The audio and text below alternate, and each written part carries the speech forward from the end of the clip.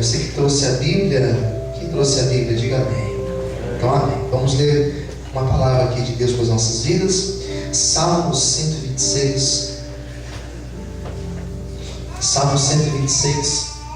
Vamos ler o salmo inteiro. Salmo 126. Está bem lá no meio da Bíblia. Versículo 1. Podemos ler? Quem já encontrou, diga amém. Ninguém encontrou ainda. Salmo 126. Na minha Bíblia tem um título que diz: Deus é louvado porque retirou do cativeiro o seu povo. Posso ler? Quem já encontrou agora, diga amém. Amém. Versículo 1. Quando o Senhor trouxe do cativeiro os que voltaram a Sião, estávamos como os que sonham. Então a nossa boca se encheu de riso, nossa língua de cânticos. Então se dizia entre as nações: grandes coisas fez o Senhor a estes. Grandes coisas fez o Senhor por nós, e por isso estamos alegres. Faz-nos regressar outra vez do cativeiro, Senhor, como as correntes do sul. Os que se veem lágrimas cegarão com alegria, e aquele que leva a preciosa semente, andando e chorando, voltará sem dúvida com alegria, trazendo consigo os seus mãos. Feche os olhos, feche a sua cabeça. Senhor, meu Deus, meu Pai, fala conosco, Senhor, nesta noite, ou melhor, nesta manhã. Venha nos dar uma palavra, Senhor, direta, uma palavra viva para as nossas vidas. Senhor, que o Teu Espírito Santo possa encontrar espaço, lugar para ministrar as nossas vidas. É o que eu te peço nesta manhã, já te agradeço, em nome de Jesus. Amém. Você pode desocupar sua mão e aplaudir o Senhor bem forte com alegria. Graças a Deus. Queridos, eu estava lendo este salmo e pensando nessa palavra, e eu percebi neste salmo que ele fala de dois momentos na nossa vida. Este salmo fala de um momento difícil, um momento de dor, um momento de lágrima, e ele vai falar também de um outro momento, que é o momento da alegria, que é o momento onde nós podemos falar: hoje eu estou feliz. Nem todos os dias nós podemos falar isso, né?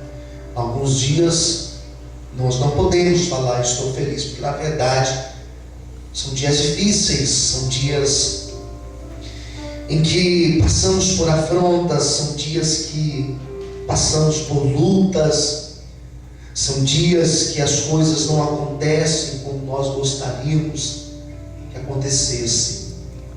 Então tem semanas, né? Vamos falar por semanas. Tem semanas difíceis. Talvez essa semana foi difícil para você. Talvez você vai falar: pastor, não só a semana, mas o mês de novembro foi difícil. Foi um mês que as coisas não caminharam como eu gostaria que elas caminhassem para mim. Talvez você vai dizer: olha, esse ano tem sido um ano difícil. Nesse ano aconteceu várias coisas e tem sido um ano muito, muito duro para mim. Ou talvez você vai até dizer: minha vida tem sido uma vida difícil. Bom, o Salmo 126 fala isso. Vai mostrar um momento duro da nossa vida, onde nós choramos, onde nós estamos numa dificuldade grande, uma luta grande. Mas esse texto mostra a virada. Esse texto vai falar que Deus pode nos proporcionar viradas na nossa vida. Olha como Deus já está falando conosco. Esse texto vai falar que Deus ele pode de repente trazer mudanças. Esse texto vai falar que Deus ele pode abrir o céu sobre a nossa vida e fazer a nossa história mudar. Esse texto vai falar que Deus ele pode olhar para nós. Ele pode fazer aquilo que as promessas dele aconteçam na nossa vida. Quem está entendendo, diga amém. Amém. E é assim que eu leio este salmo. É um salmo que mostra o povo de Israel saindo do cativeiro e eles recomeçando a vida. Mostra a intervenção de Deus. E quando fala da intervenção de Deus, vai falar que Deus interveio para fazer grandes coisas. Esse Deus do Salmo 126 é um Deus que Ele entra no meio da história. É o Deus que Ele aparece no meio dos dias difíceis. É o Deus que aparece no meio dos dias de dores. É o Deus que aparece no meio dos dias de crises para se manifestar e para fazer uma grande obra nas nossas vidas. Eu quero nesta manhã ser uma voz profética aqui neste lugar e declarar que na tua vida esse mesmo Deus, Ele vai descer e Ele vai fazer uma grande obra na tua vida. Uma grande obra significa que Deus irá te surpreender. Uma grande obra significa que Deus vai fazer algo inesperado. E se você crê nisso, receba para a tua vida esta palavra de fé em nome de Jesus. Quantos podem aplaudir e exaltar o Senhor nesta manhã? Aleluia.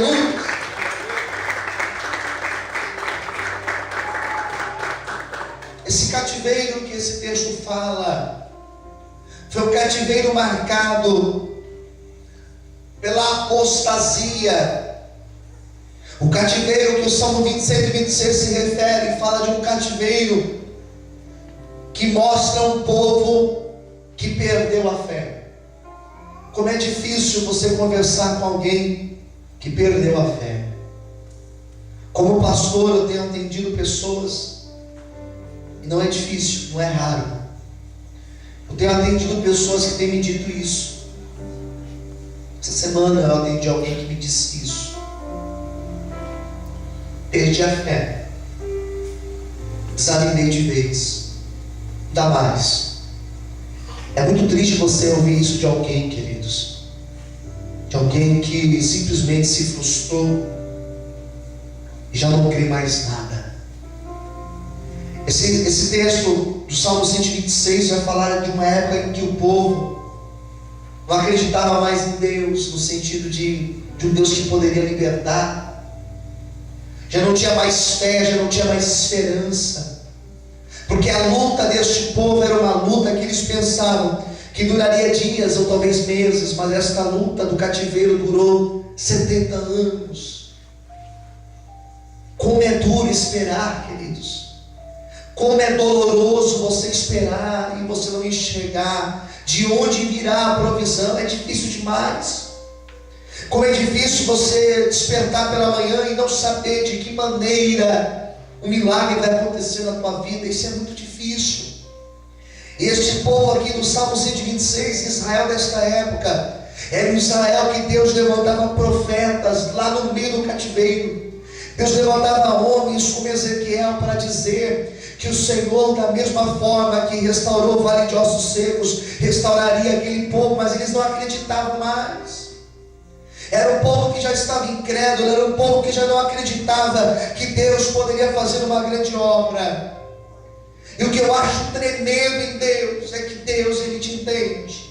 Dê essa notícia para quem está perto de você. O nosso Deus, Ele entende as tuas dores, as tuas fraquezas. Amém, queridos? Deus, Ele sabe quando nós não suportamos mais as dores. Deus sabe quando nós não temos mais forças de crer. Deus sabe quando o nosso coração está transbordando, ao invés de fé, nós estamos transbordando de incredulidade. Deus sabe daquilo que acontece no mais profundo, no mais íntimo do nosso interior. E foi aí nesses momentos de crise, de dor, que este Salmo 126 aconteceu. Eu quero começar a falar deste Salmo. O versículo 1 diz que o Senhor trouxe do cativeiro os que voltaram a Sião, e agora eles estavam como os que sonham. A primeira imagem que eu tenho de Deus neste Salmo é de um Deus que traz o povo. É de um Deus que tem capacidade de restaurar a vida da pessoa. É o Deus que tem capacidade de restaurar as áreas da vida da pessoa que estão assoladas. É a imagem que eu tenho de Deus, é de um Deus que traz de volta o seu povo, é de um Deus que restabelece o seu povo. E não somente isso, Deus nos dá capacidade para continuar sonhando. Nada mais triste do que você ver alguém que não tem sonhos, nada mais triste do que você conversar com alguém que já não sonha mais nada, que tem vivido dias e pós-dias sem sonho algum. É triste, é lamentável você conversar com alguém e você perguntar qual é o teu sonho, e a pessoa falar: eu não tenho mais sonhos, não tenho sonho nenhum. Esse povo, eles voltaram do cativeiro e Deus começou a reacender a chama no coração deles, para que eles continuassem sonhando. Eu quero nesta manhã profetizar que esse mesmo Espírito Santo, ele vai soprar no teu coração e você vai voltar a ter sonhos. Um sonho com um casamento diferente, um sonho de ter uma família restabelecida, um sonho de cultivar e de ter uma nova vida com Deus, uma intimidade com Deus. Eu profetizo que voltaremos a ter sonhos e grandes sonhos a partir de hoje. Quem quer isso? Levanta a mão, glorifique e aplauda ao Senhor bem forte. Aleluia. Mais forte as palmas. Aleluia. Podemos sonhar, queridos. Podemos sonhar, porque Deus, ele tem contemplado os nossos sonhos. Podemos sonhar. E como é bom poder sonhar, queridos, porque se você sonha, você continua vivo, você continua lutando pelos seus sonhos, você continua buscando, você continua crendo. E o interessante dos sonhos é que às vezes nós sonhamos com coisas que estão tão distantes de nós, e no caminho você vai percorrer para alcançar aquele sonho, você começa a alcançar um monte de coisas para a tua vida. Um monte de sonhos menores são agregados na tua vida. Quem está entendendo, diga amém. Amém. Nós voltamos e estávamos agora como os que sonham.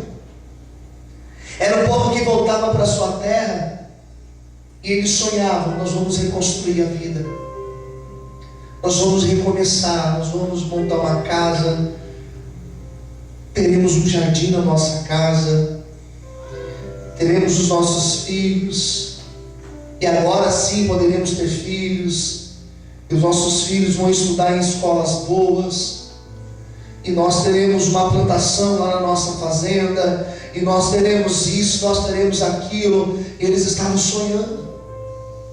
E como é bom sonhar, porque quando você sonha, você está profetizando. Esse ano não acabou ainda, você vai profetizar nesta manhã, você vai declarar palavras de vitória sobre a tua vida, e eu tenho certeza que os sonhos do Senhor serão manifestados na tua vida, em nome de Jesus. Amém? Aquilo que você tem sonhado, põe na mão de Deus, porque Deus, ele vai te honrar. Você pode aplaudir e glorificar o Senhor. Aleluia. Amém, queridos? Sabe qual é o bom de sonhar? Você pode sonhar com o que você quiser. Você pode sonhar voando. Você pode sonhar ser um astronauta.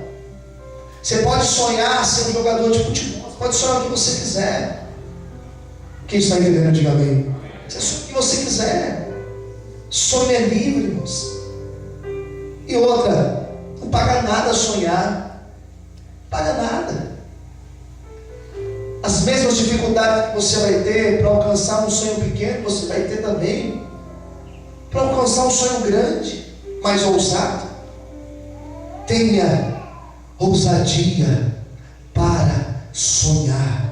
Eu profetizo, levanta a sua mão direita para o céu. Eu quero profetizar algo de Deus na tua vida, irmãos. Eu quero profetizar que Deus vai te dar ousadia, para que a partir de hoje você possa sonhar coisas grandes, não sonhos pequenos, não sonhos medíocres, não, mas Deus vai te dar ousadia para você ter grandes sonhos, sonhos grandes, e esses sonhos se tornarão realidade, diz o Senhor para você nesta manhã, em nome de Jesus. Aplaude e exalte a Deus. Aleluia. Cadê o glória a Deus bem alto? Olha o versículo 2. Então, a nossa boca, ela se encheu de riso, a nossa língua de cânticos. Primeira coisa, ele vai falar assim: quando nós voltamos, agora nós estávamos felizes. Agora sim nós estávamos com a alegria verdadeira. Quem entendeu, diga amém. Se eu disse alegria verdadeira, se na minha fala eu disse alegria verdadeira, é porque existe uma segunda alegria. Uma alegria que não é verdadeira. Quem entendeu, diga amém. Existe a alegria verdadeira. E a alegria verdadeira é aquela alegria, você não finge. É aquela alegria sem maquiagem alguma. É aquela alegria que vem lá de dentro. E essa alegria nós só temos verdadeiramente quando estamos na presença do Senhor. Quem entendeu, diga amém. Daí sim nós temos a alegria verdadeira. Existe aquela alegria que é falsa, e é geralmente uma alegria muito passageira. É aquela alegria momentânea, aquela alegria que você tem naquele instante, naquele êxtase, naquele momento que você está ali naquele lugar com aquelas pessoas, mas você vai embora uma hora. E quando você vai embora, às vezes a alegria que você sentia, ela também vai embora. Agora esse texto diz o seguinte: nossa boca se encheu de riso, e não é de um riso falso, porque eram risos, e diz aqui a nossa língua de cânticos. Agora eles estavam louvando a Deus, porque era uma alegria verdadeira. Por isso que eu disse na minha introdução, que esse texto fala de dois extremos. Fala de uma tristeza que eles sentiam, e vai falar de uma alegria e de um cântico que Deus colocou no lábios daquele povo.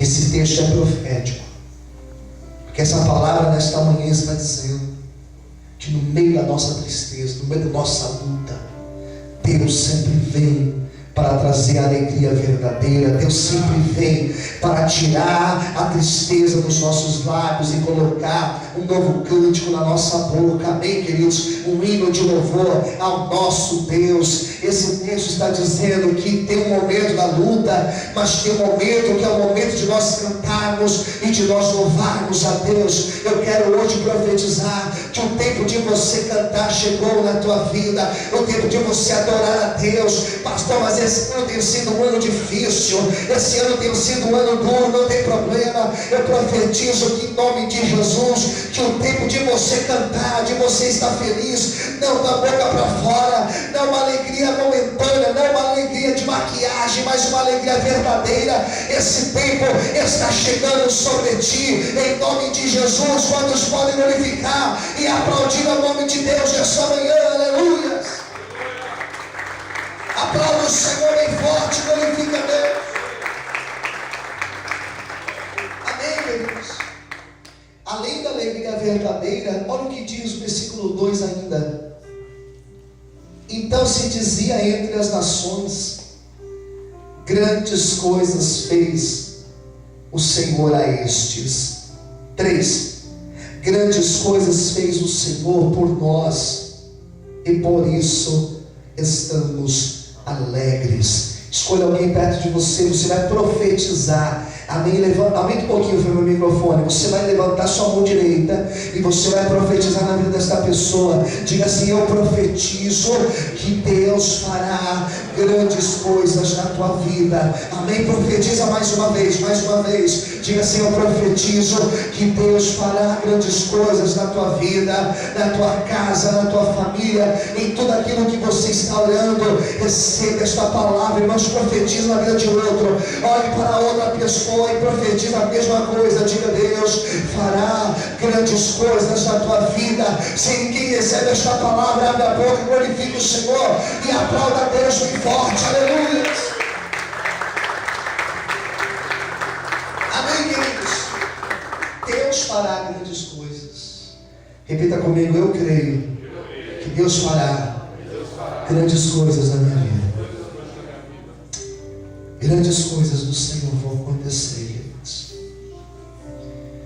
Não sei o que, mas são coisas que você tem esperado aí há tanto tempo. Se o Senhor está dizendo aqui nesta manhã que Ele fará grandes coisas, significa que nós podemos criar expectativas, nós podemos continuar sonhando, nós podemos continuar aguardando a fidelidade dEle. O Senhor fará grandes coisas no meio do caos da minha vida, no meio dos problemas da minha vida, no meio das dificuldades que eu tenho passado, no meio das lutas que eu tenho enfrentado, no meio das tempestades que têm assolado o meu barco. Deus está dizendo que Ele fará grandes coisas na tua vida. Não são coisas pequenas, não são coisas que passam desapercebidas, não. Quando esse texto está dizendo que Deus fará grandes coisas, esse texto está dizendo que aquilo que Deus fará, isso é uma profecia, aquilo que Deus fará vai abalar as estruturas de muita gente, aquilo que Deus fará vai deixar muita gente boca aberta, aquilo que Deus fará vai deixar aqueles que hoje têm zombado de boca aberta, aquilo que Deus fará vai fazer com que o nome do Senhor seja exaltado e glorificado através das nossas vidas. Se prepare, porque grandes coisas do Senhor, elas estão para vir na tua vida, em nome de Jesus. Quando crê nisso, aplaude e exalte a Deus bem forte, aleluia.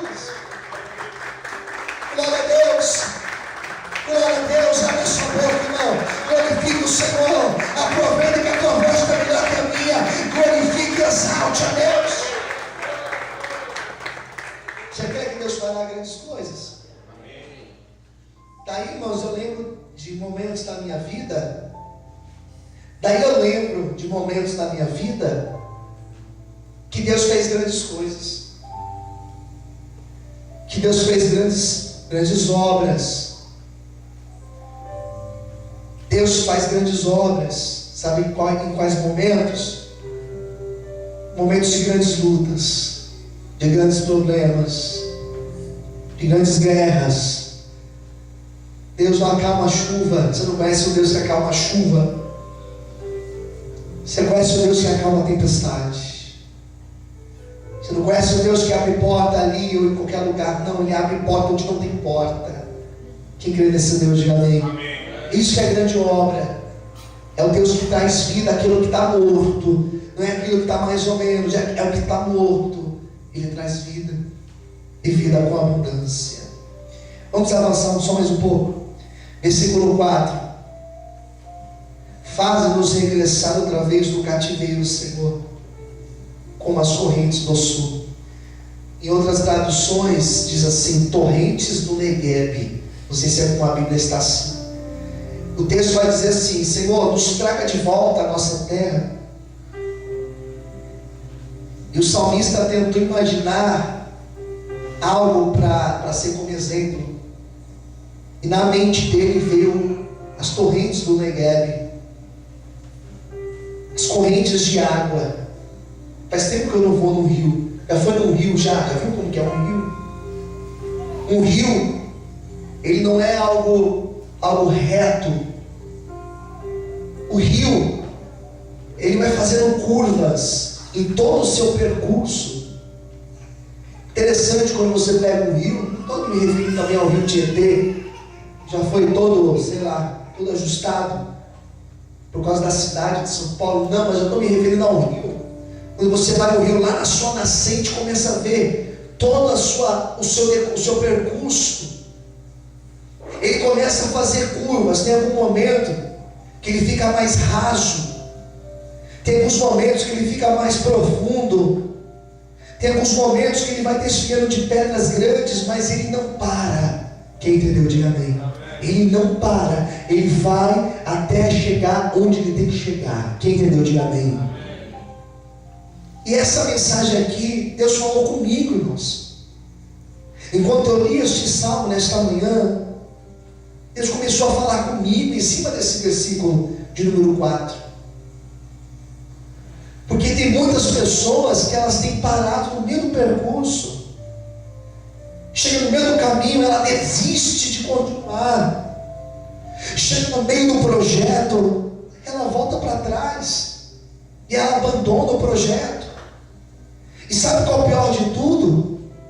Tem pessoas fazendo isso com seus sonhos, porque este salmo fala de sonhos. Quem está entendendo, diga amém. Fala de sonhos, fala de um Deus que tem capacidade de fazer grandes coisas. Porque no mesmo salmo tem sonho, tem grandes coisas e tem as correntes.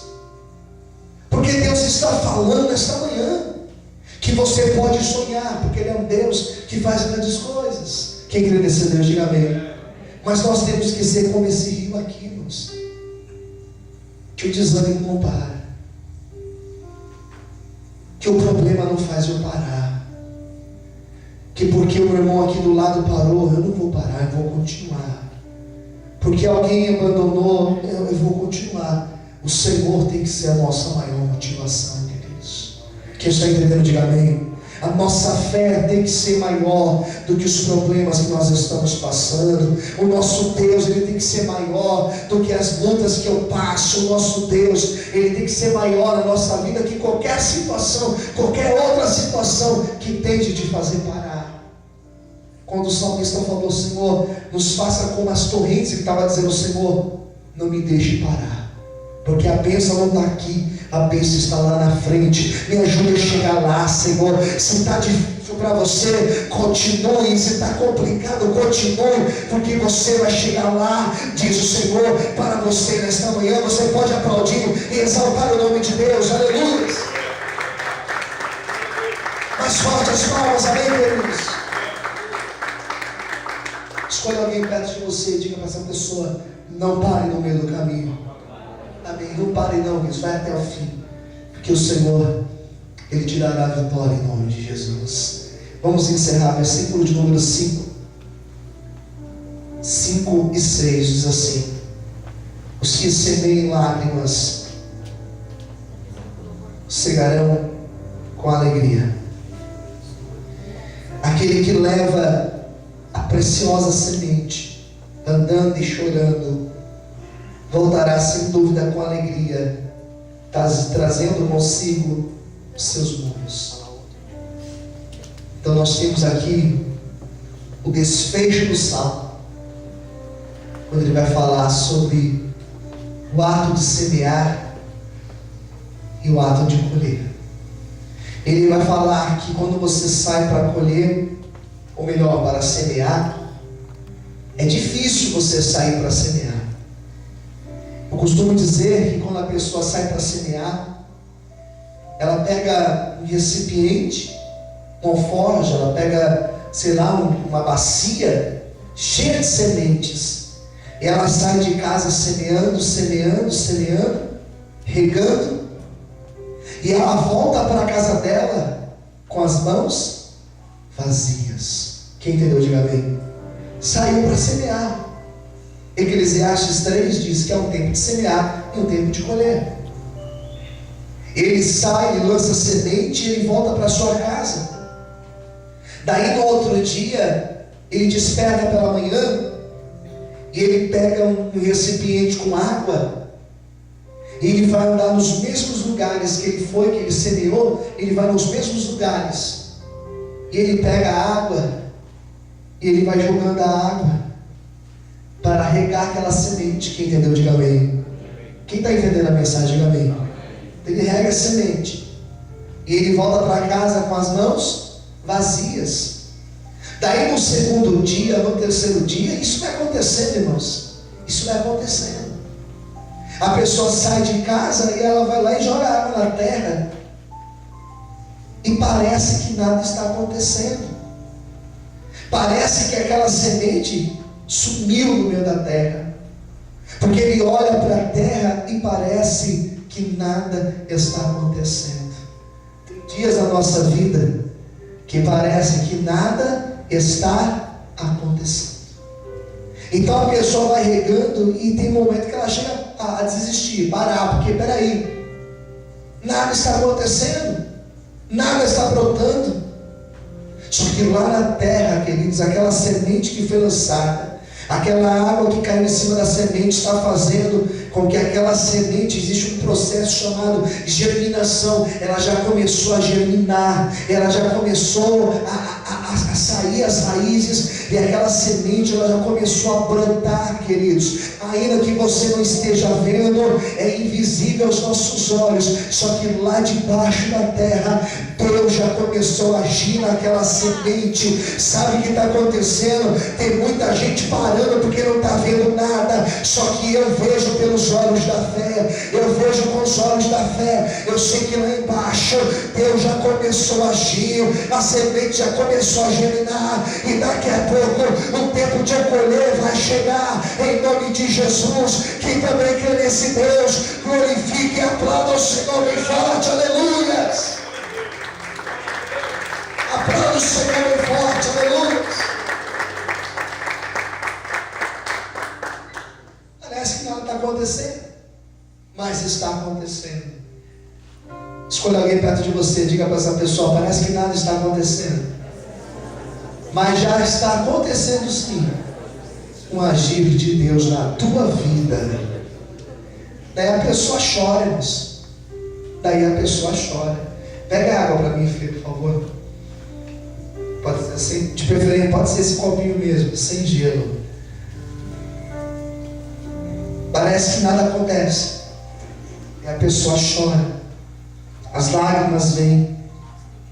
Ele fala o seguinte: aquele que leva a semente andando e chorando, ele voltará sem dúvida com alegria, trazendo consigo os seus molhos, andando e chorando.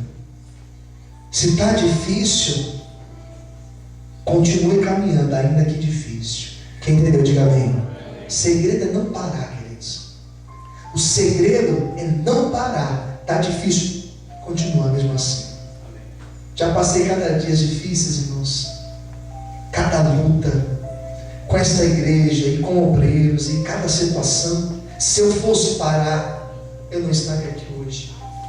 O segredo é esse: levar, ainda que chorando, ainda que debaixo de choro, ainda que debaixo de luta, de humilhação, continue.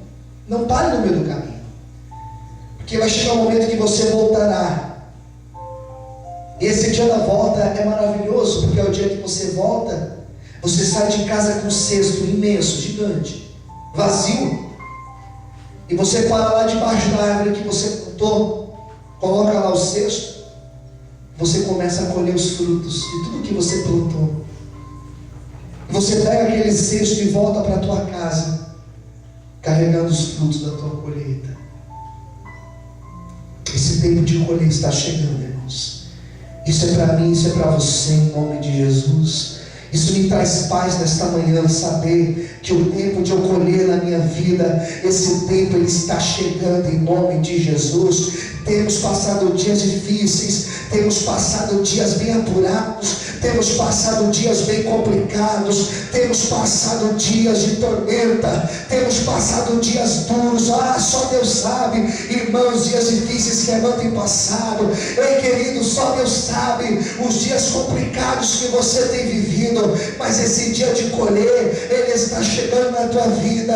Levanta a sua mão para o céu e receba em nome de Jesus a bênção de Deus. Receba em nome de Jesus a graça do Senhor. Você não vai desistir, você não vai parar, você não vai abandonar o projeto, você não vai abandonar o sonho, você não vai abandonar aquilo que Deus pôs no teu coração, porque o tempo da colheita, esse tempo está chegando, esse tempo está chegando. Você pode glorificar o Senhor, porque o tempo de você colher, esse tempo está chegando na tua vida, em nome de Jesus. Quantos podem aplaudir e exaltar a Deus bem forte, aleluia. Você pode glorificar o Senhor bem alto, queridos. Você pode exaltar o nome de Deus nessa manhã, aleluia. Eu quero orar por você nesse momento. Vamos ficar em pé em nome de Jesus. Eu quero orar por você.